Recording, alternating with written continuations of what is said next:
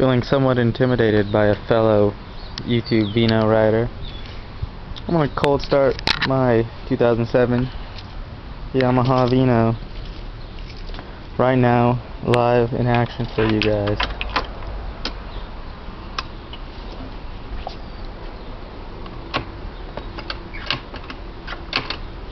Here we go.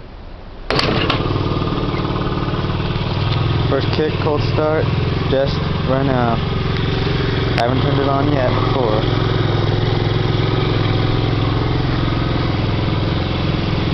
$2,902 miles and fairly dirty, but whatever. I'll take this baby for a spin later for you guys.